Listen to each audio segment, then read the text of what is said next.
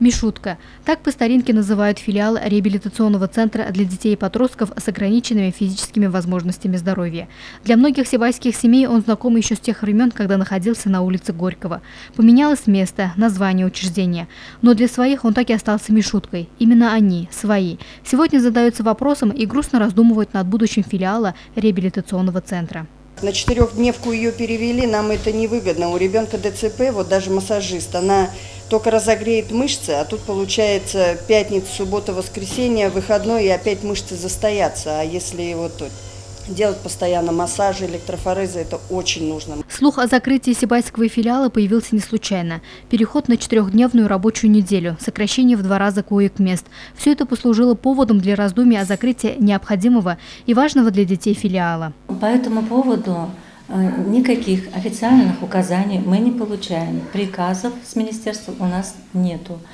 Поэтому население, возможно, не понимает, почему мы отправлены на 4-дневные рабочие дни. Указаний по этому поводу нет. Просто мы поставлены в жесткие условия. Либо уходим в отпуск без содержания, либо мы работаем по 4 дня. 4-дневная рабочая неделя, конечно же, сказывается на качестве работы. Дети с ограниченными физическими возможностями нуждаются в непрерывном лечении.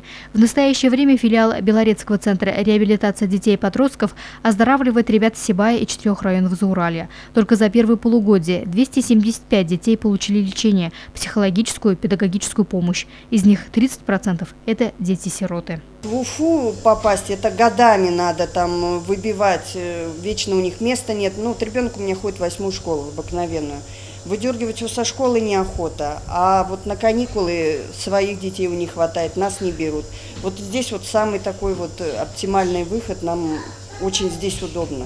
Сегодня филиал Центра реабилитации получает финансирование только на коммунальные услуги, питание и заработную плату сотрудникам.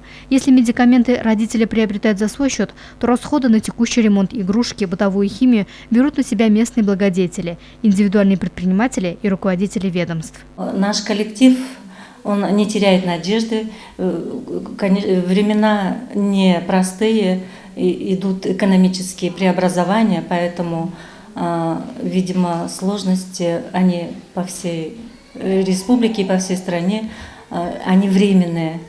Мы думаем, что мы все это преодолеем. Луиза Мустафина, Дамир Хайбулин, Любовь Карпова, телекомпания СТВ.